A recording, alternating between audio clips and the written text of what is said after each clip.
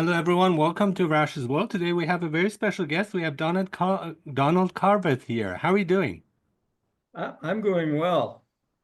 Excellent. Now, the first question is going to be the toughest, and it's going to get easier as we go along, as we ease into this podcast. How would you briefly describe yourself? And the emphasis is on briefly. Well, I'm a trained sociologist. I taught at York University sociology, social and political thought for 46 years. When I retired 10 years ago, I was so addicted to teaching, I went to YouTube so I could carry on because I couldn't stop. I became a psychoanalyst in the late 70s, 1980s, graduated in 1985 from the Toronto Institute. And I've been practicing ever since. In the 90s, they made me a training analyst. And so I spend a lot of my time training beginning psychotherapists and psychoanalysts. And I've written 3 books, all of which tend to center around issues of guilt, the evasion of guilt, the distinction between superego and conscience. I think that pretty well summarizes it. Yeah, that's wonderful. Well, I have you as a professor, author, scholar, psychotherapist, influencer, and YouTuber. Is that correct? That's pretty, I don't never thought of myself as an influencer, but maybe I am. Anyway, yeah, that's pretty accurate. Awesome. I'm kind of curious about the switch from sociology to psychoanalysis and becoming a psychotherapist. What prompted that?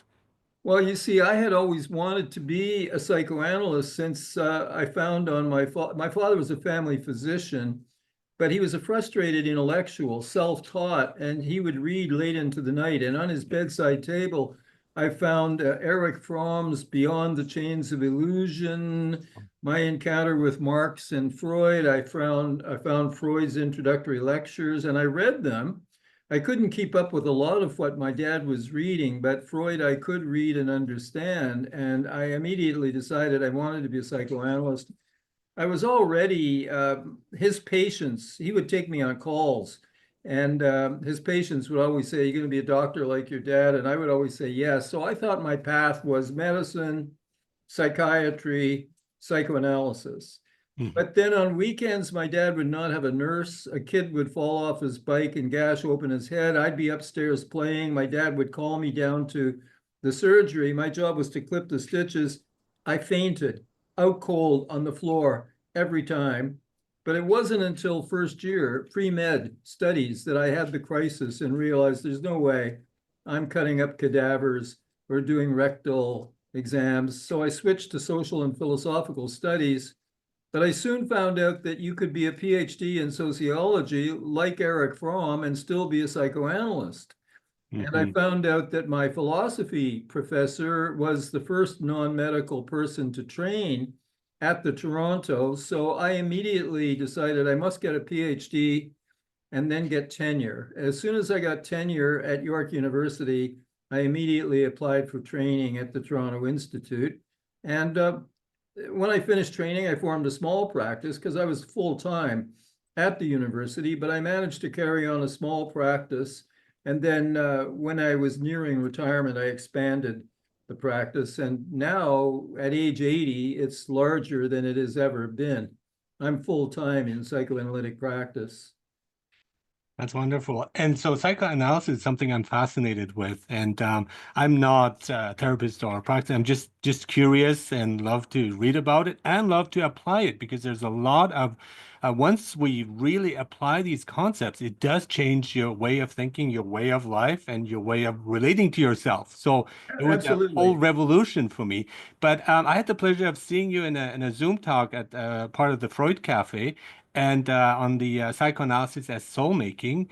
And I was Yes. quite impressed with your views on psychoanalysis, what it is, what it stands for, what it does, and especially talking about authenticity, talking about a kind of conversion. There's kind of a quasi-religious spiritual aspect to it that I Right. found absolutely fascinating. So I'd love to talk about that here.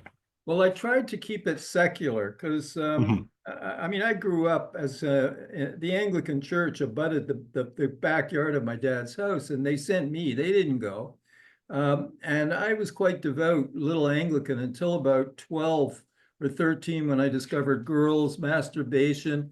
Also, I found in my father's book collection, Bertrand Russell's Why I'm Not a Christian, and that finished me off. But in my 40s, it came back because my dad died in a Catholic hospital. He was in a coma and the crucifix was right over the top of his bed, and it came back. But I had already been reading liberal theology, which views the New Testament as metaphor. It's not about the metaphysics. It's not about the supernatural. It's about understanding these concepts as metaphors for deep personality change, deep ethics.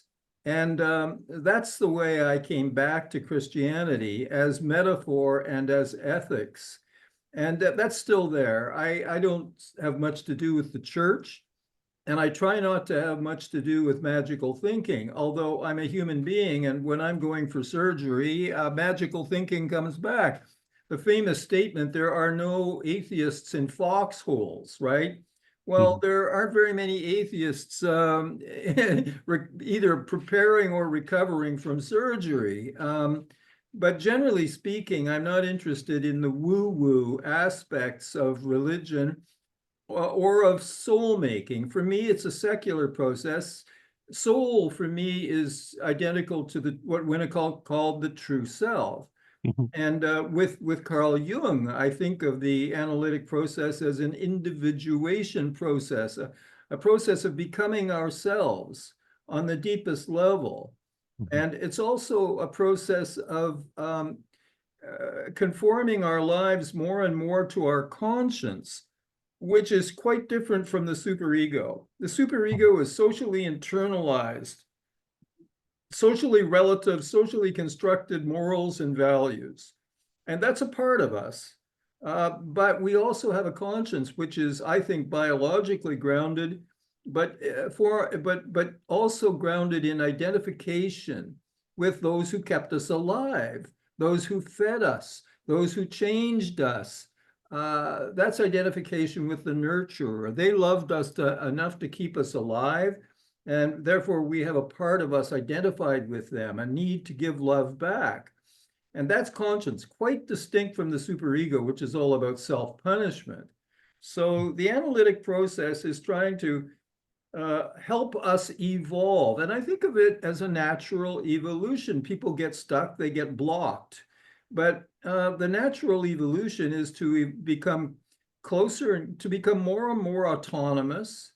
See, there's a big influence, and I'm very much influenced by existentialism, by Heidegger, Kierkegaard primarily, Jean-Paul Sartre as well, and the Abrahamic religions, because all of the Abrahamic religions believe that we are free and responsible and therefore guilty, so that I believe we are not entirely free. There are many determining forces, but even Jean-Paul Sartre, at the end of his life, he said, no matter all the conditioning, class conditioning, a man, quotes, a man always retains that small degree of freedom to make something out of what has been made of him, unquote.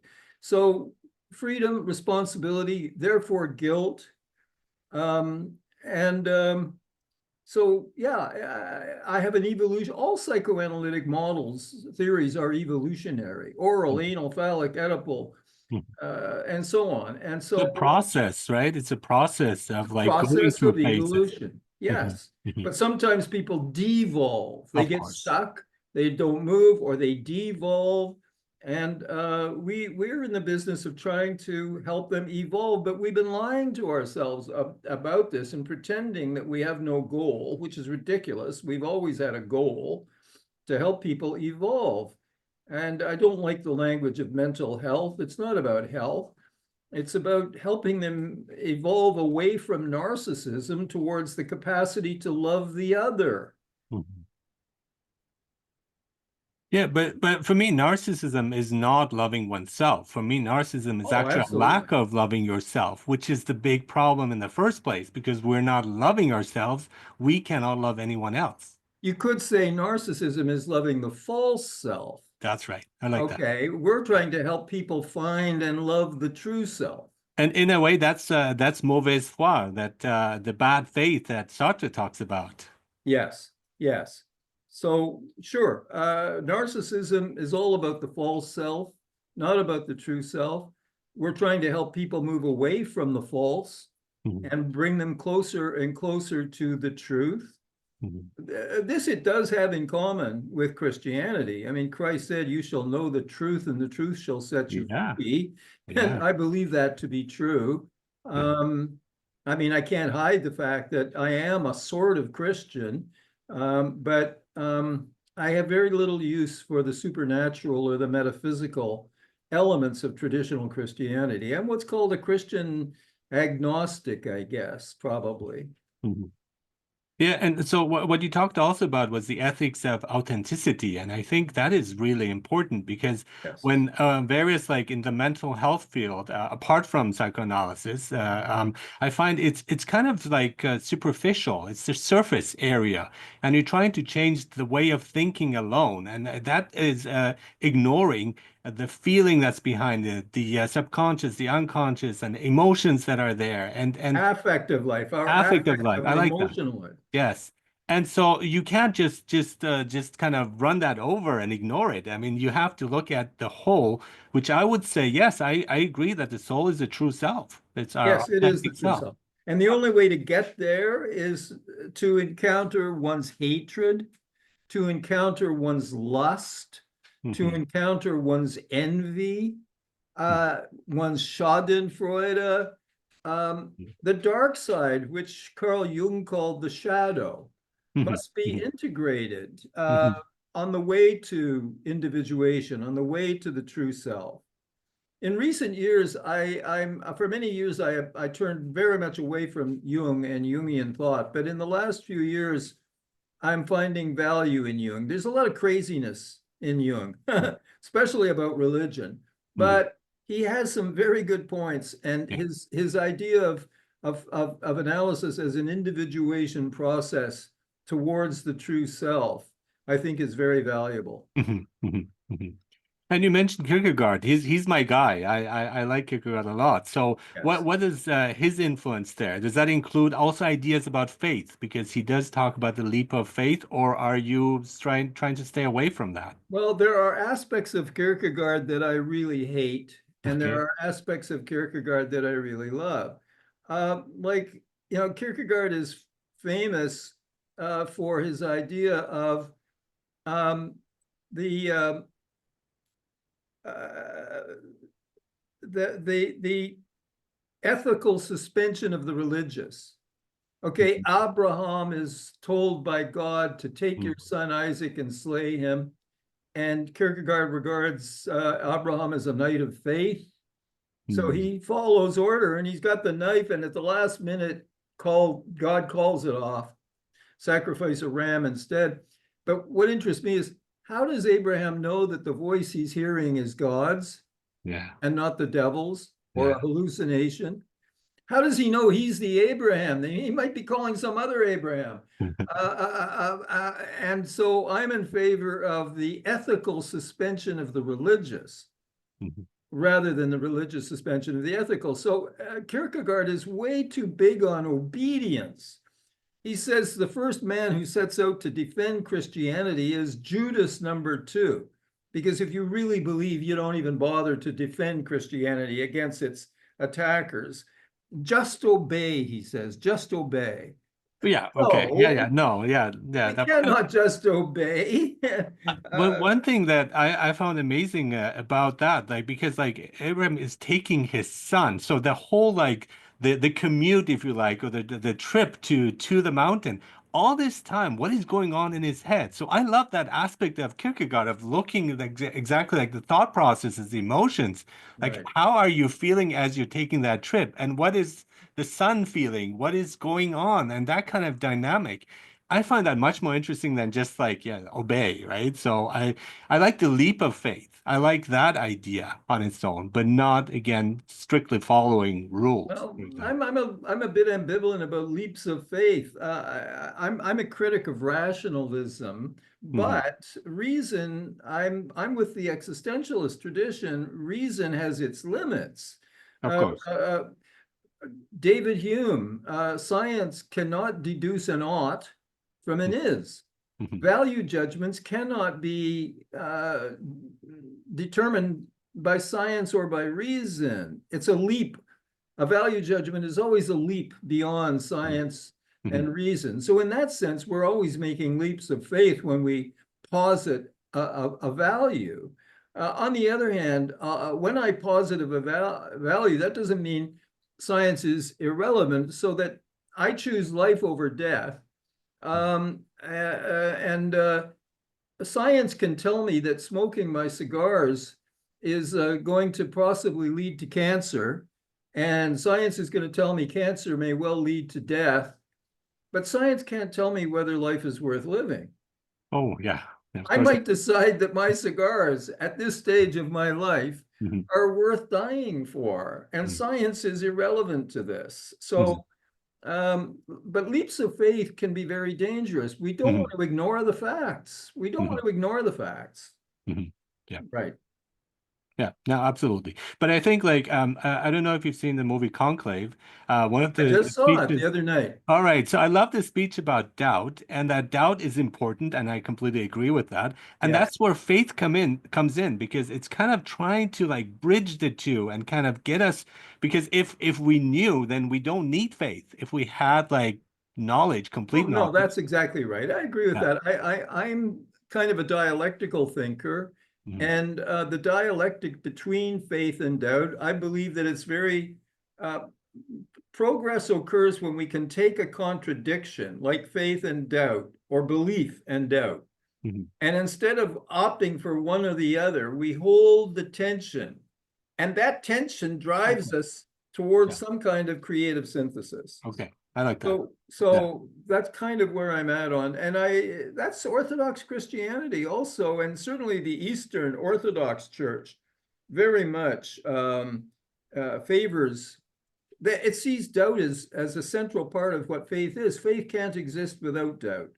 Mhm. Exactly. Yeah. Yeah. Yeah. Yeah, and so what there's no doubt about that. I think I agree with your view of also like helping people to shift completely to transform or transcend. These are Yes. words I think that some are shy away from, but I think they're important because that's exactly what we're doing, what we need to do to transcend our limited beliefs or Yeah. the narcissism that you're talking about to Freud something was that's clear. fuller, full life. In 1914, Freud let the cat out of the bag. He said, Mm, unless we learn to love, we fall ill, and we must fall ill if yeah. we can't love. But then he tried to cover that language all over with mental health language. He should have stayed with what he said in 1914. We are trying to shift people away from narcissism towards a greater capacity to love both others and the true self. Oh, by the way, to mention Kierkegaard again, Mhm. is one of his most influential books on me is The Stages on Life's Way, where we go from the aesthetic to the ethical to Oh, the yes. religious. Yeah. And the aesthetic is just another word for narcissism. Oh, okay. The aesthete looks at everything he judges everything in terms of, is it pleasurable or is it boring? It's all a very self-centered view, the Yeah. Okay, I aesthete. see that. Yeah. And then at some point, if he grows, he feels what Kierkegaard calls the bite of the ethical. In other words, conscience speaks up at some point. And it's not just a matter any longer of enlightened hedonism. Mhm. It's a matter of sacrificing my pleasure in favor of the ethical. So that's a wonderful book by Kierkegaard. Mhm. Yeah. Yeah. Yeah. And trying to come to a consensus there too. So it's not just the ethical, because I think that the beauty of it is also like the pleasure aspect is important too, but kind of like trying to find the middle, not just always following the right thing or the ethical thing to do. That would be superego. Yeah, And that's a critique of the superego. that's right. Conscience, I think, is quite different. But Yeah. here I have to put in a strong word against Freud. Mhm. I mean, Freud celebrated enlightened hedonism. You follow the pleasure principle, but in light of reason. So you don't just go for wine, women, and song, because that'll lead to an early death and disease and everything else. So you control yourself in order to maximize greater pleasure, okay? But if you think about it for a minute, the very intelligent, enlightened hedonist is a psychopath. Mhm. The psychopath, the very intelligent psychopath, is guided entirely by the pleasure principle. He doesn't give a damn about the law or about you or anything else. Yeah. He rationally pursues his self-interest. If in order to achieve his goal, he has to kill you, he'll kill you. Not because he wants to kill you, but you're in his way. Bang. Mhm. He goes for his goals, okay? No, this idea of enlightened hedonism it just will not do, Sigmund. I'm sorry. Yeah. Yeah, no, that I agree with. Yeah. Yeah. Yeah. And so of trying to see patients as patients instead of clients, I found that bit also very interesting because there's this move away. It's like nobody's sick, quote unquote, and so that we should not use these terms and we should be more going in a different direction, trying to describe them so there's no stigma. And I think that what it does in the end, it stigmatizes and to a much stronger degree when we're doing that and we're evading the situation, what's really happening. Precisely. Precisely. I'll tell you what I think is probably the most important move that a person makes in the course of their personal psychoanalytic treatment. It's the day when they finally realize and they are finally able to say, I'm sick. Mhm. There's something really sick in me. There's something bad in me. And I have to control myself. I have to master this. There's something demonic, something destructive in me that's an illness that I need my analyst's help and the help of people who love me um, to contain. And it's a sickness that can never be completely cured. Mhm. You can make a great deal of progress, but the temptation to fall back is always there. Mhm. This is a huge blow to narcissism, to have to admit that there's something bad and sick in me. Mhm. The modern world doesn't want to hear this. Mhm. You know, we live in this culture of narcissism where that's the Yeah. last thing a person wants to admit. And self-indulgence as well, right? Not some self-indulgence, I find.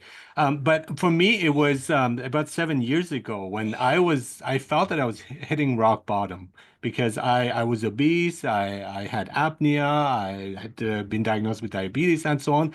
But it was that moment where I decided no more. I don't want to continue with that. I want to find a way out. And that's how I rediscovered psychoanalysis of like actually applying it to my life. And it changed. My blood pressure is okay. I don't have sleep apnea anymore and so on. But it's like that decision came, a conscious decision. It's I need to take a step. If not, I can see what's going to happen and I won't last long. It's not going to be pleasant. And it's realizing that. I think that's important. There's a coffin waiting for Yes. all of us, Yes. but I'm in no hurry to get there. Yes. Yes. I know it's coming, but I don't want to get there any sooner than I have to. I want to extend my time here, but also by enjoying it too. I think that's something that is often lacking. Enjoy it and feel gratitude for it. Mhm. I mean, we know the positive psychologists tell us that gratitude is the healthiest of all emotions. And I believe entirely, also Melanie Klein, Mhm. gratitude Mhm. is the only therapy for malignant envy. Mhm. Mhm. Yeah, yeah, absolutely. And so yeah, I mean, I think that's again the authentic, trying to again really connect with yourself by moving away from thoughts that you have about yourself. This was one thing, thoughts that others have about you, thoughts that parents think of you. And so I was wondering when you're talking about the people who took care of us and kind of showing them also gratitude, perhaps, to Yes. them and conscience. But isn't that partly also guilt because we feel guilty for the efforts they've done? Would the guilt not play a role as well? Well, I think guilt would play a role to the extent that instead of feeling gratitude towards them, we feel hatred towards them. Mm. They had to frustrate us. That's a parent's job. Parent's Yes. job is to be hated by their children because the children don't know that you're doing this or that to protect them. They're crawling out into the busy street. You go and you grab them, and they're very frustrated, and they hate you at that moment. Okay, it's Mhm. many years until later they realize, my God, Daddy saved my life. So our feelings about our parents are always a mixture of love and irritation and all kinds of things. Mhm. And sure, we feel guilt for the destructive, hateful elements. To the extent that we feel gratitude, I think that's the healthy way out of all of that mess. Mhm. Mhm. And what about things like vocation? When we say trying to find your vocation, because I've done various things and mainly teaching as one of my jobs, but I find like I don't think that's my vocation. It's like I'm good at it, I do enjoy it, but that's not again the soul. That's not my sole purpose. Yes. And also like when it comes to love, again, talking about the soul mate of finding someone who really like is the right person for you. And Yes. so how does that come into play? And what do you think of that? It's like what guides us there? How do we know? How do we connect with that? Does that exist as well? Because some people Well, I don't think believe in it it. exists. And I think it's a matter of learning how to listen to your true self, how to hear it, and Mhm, how to hear your conscience. But I mean, when I was trying to write my PhD in sociology, I would go to the bookstore intending to buy something Marxist or whatever for my, I would always wind up in the, before I left the bookstore, I'd wind up in the basement where they kept all the theology. I mhm, was mhm, quite a dogmatic atheist, but I would go home with 10 books by great theologians, by Emil Brunner, by Bonhoeffer, by Tillich, you see, and I was reading all these guys. I was an atheist, but I was reading them because I was impressed with their brilliant intellects, right? Guess what? That reading was central to my PhD thesis. Oh, cool. I had no clue. It was almost like my unconscious was guiding me to what was going to be, because they diagnosed Freud's greatest error, which was that he thought that human evil came from the animal in man. Mhm, No, it mhm, comes from what's uniquely human in man. mhm, And they knew that. mhm. So they helped me write my PhD thesis after all. Okay, so follow, you can't go following all your instincts. A lot of your instincts will take you into trouble. But so you have to develop some capacity to discriminate, to sense that you're being pulled in a certain direction. 30 years ago, I was powerfully pulled in the direction of a woman who turned out to be my soulmate, and Oh, cool. she Wonderful. still is. Yeah. And now a lot of people would have looked at that and said, Dawn's gone crazy. Um, what the hell? But in fact, it was the right decision. I would make the same decision again today. Um, so And that's the difference here between what, again, the instinct and the intuition, where we right. feel something feels right. And I think that's been my guidance too, of like, this feels right or this doesn't feel right. This person Well, feels right and doesn't. here's something funny about this, your point about instinct and intuition. You see, my wife was, and in my eyes, at age 72, she still is a very beautiful woman. But when she was younger, uh, um, men would be, I mean, she was a 10 plus, you know what I mean? She Mhm. really would, she was gorgeous. And so she thought that that's why I was so in love with her. And she has trouble understanding why now, at age 82, 10 years ago, I had prostate surgery, blah, blah. Why am I still so in love with her? Because her looks have not gone, but she's gotten old. Mhm. She can't understand. And she doesn't understand that it was her soul that I fell in love with. The body and the beauty was like the cherry on the top of the sundae. But man, the sundae, I fell in love with her soul. And the Mhm. body was just a wonderful extra, but not the essence of it. So it's easy to confuse drive with intuition. I Yeah. I I, I fell in love with her sentences and the startling things she says. I can never predict her mind. I never can predict what she's going to say. Yeah. So soulmate for sure. Yeah. And there's also the inner beauty that comes through. And often it does express itself outwardly as well in beauty. But Yes. there is that part too. And people sometimes if you don't have inner beauty, that kind of shows comes through, I think. And Yes. you can pick that up. Now they might be beautiful, but still there's something that is off and it doesn't feel right. Exactly. Yeah. You can sometimes see it in the beautiful face, but there's an expression, there's something in the eyes, Yeah. something that betrays that the soul isn't quite there. Yeah, yeah, that's wonderful. And I think also when you are being yourself, one of the things I realized that you will have to offend some people. And if you don't offend some people, you're not being yourself. Someone said if you don't have enemies, that means you don't stand for anything. There you go. I like that. Yeah, I agree. Yeah. And that's important, but we are afraid of that. And especially nowadays, people are afraid of stating opinions because they don't want the backlash. They don't want to You be can be misconstrued, canceled. get canceled. There you go. Yes. Well, we're right to be wary because Yeah. there are predators out there. I mean, part of my narcissism as a young man was that I thought I was so wonderful. Why would I have enemies? Why would anyone hate me? I'm so wonderful. Why would it? But I discovered, there are people who hate me and want to harm me. I Yeah. finally learned this. I think often it's envy. When they envy, they're like envious because they cannot have what you have, or the level of knowledge, intelligence, sometimes that, and you can't do anything about against that. I have a theory about that. Sure. I think Trump and Vance hate Canada because Canada is a symbol of decency. And they can't stand decency Mhm. because they are not decent. Mhm. It's seen as weakness as well for in their view, right? So that's Stupidity. yeah, They think it's stupid to be yeah, decent. yeah, yeah. Yeah. And one thing I read in an interview once, Sting, the singer, the Singer. pop star, he said that wisdom comes with age. It's kind of automatic. And I think I would No, actually disagree with that. no, you're quite right. Some people become embittered old men Yeah. and women.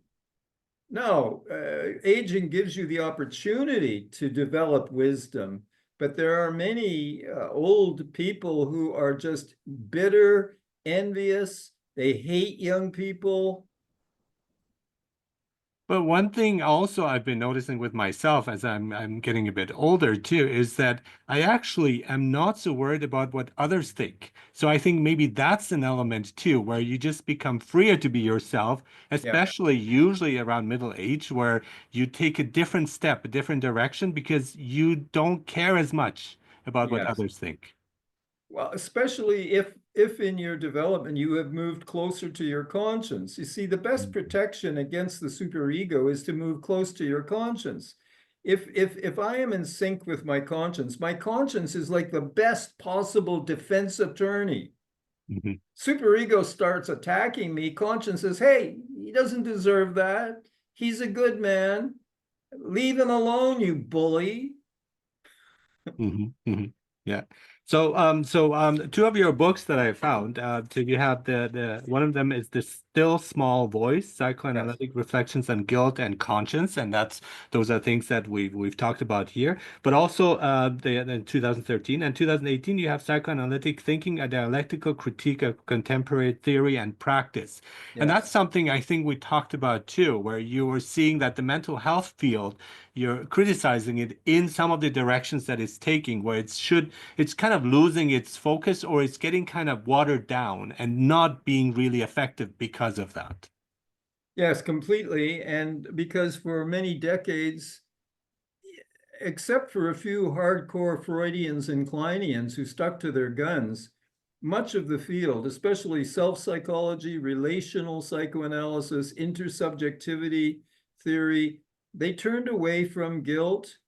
They succumbed to the culture's guilt evasion. The culture of narcissism, neoliberal capitalism, is hostile to regulators. And the regulators in the mind are superego and conscience. Mhm. And so just as the society is turning away from regulation, psychoanalysis turned away from the regulators, and people stopped talking about the superego. They stopped talking about guilt. They stopped talking about conscience. So we took a wrong turn. As a young analyst, I went with all the new schools. I wanted to learn them all. I studied them all. But around the turn of the century, around 2000, having explored them all, even Lacan, Mm, I turned back to Freud, mm, especially the clinical Freud of the 1920s, where he was writing about the fear of success, people who are wrecked by success, the criminal from a sense of guilt, self-sabotage. To me, this is the essence of Freud's clinical understanding. It's the most important clinical part of Freud's work. And I started coming back to that because I was finding patient after patient was engaged in unconscious self-sabotage. And the mm, therapy was helping them understand that they are they are clutching defeat from the jaws of victory and help them turn that around, right? So I mm, came back to Freud, to the clinical Freud, not to the metapsychology, but to mm. the clinical Freud. But I think Freud had his blind spots, and so Otto Rank did tap into that Yes, by he did. acknowledging that Freud was ignoring and evading the mother, right? And so Yes. it's the focus on the father, but there's his mother, Freud's Oh, mother, was absolutely. domineering, and so when that was pointed out, the reaction that I would have liked to see would be one of openness and being receptive to that idea from the side of Freud. But instead, various things, he just ended up like cutting off his ties with Otto Rank and canceling him Yes. back then too, and everyone else basically Oh, forcing them to Jung cancel also was bringing us back to the mother, and that was a big part of the of Freud's break with Jung. as well. That's The true. same point. But much of post-Freudian, I mean, from about the 1950s on, the mother was coming heavily back into mainstream psychoanalysis via Winnicott, Yeah, Winnicott. via Yeah, Margaret Mahler, yeah. via Otto Kernberg, via Melanie Klein. I mean, this is all the mother coming back in strongly. Mhm. And having that balance, I think that's again the father and the mother that Of course, is we're stuck essential. with both of them, and we're blessed with both of them. Yeah, actually, on that note, And that's the one. siblings, and siblings. Yeah. Juliet Mitchell wrote that book called Siblings. Where there are siblings, murder is in the air, she says. Okay. Yeah, yeah. And Yeah, guilt. Cain and Abel, right? You Right. got it. Great. Thank you so much, Donald Carveth. Just again, you're a professor, author, scholar, psychotherapist, influencer, and YouTuber, and you've written various interesting books, interesting ideas. Yeah, thank you so much for being here and sharing them on Arash's World. It's been such a pleasure. Thank you so much. Can you send me a copy of the tape? I will for sure. That's Yeah, great. That's great. Lovely to talk to you. Hope we can talk again sometime. thanks. Okay.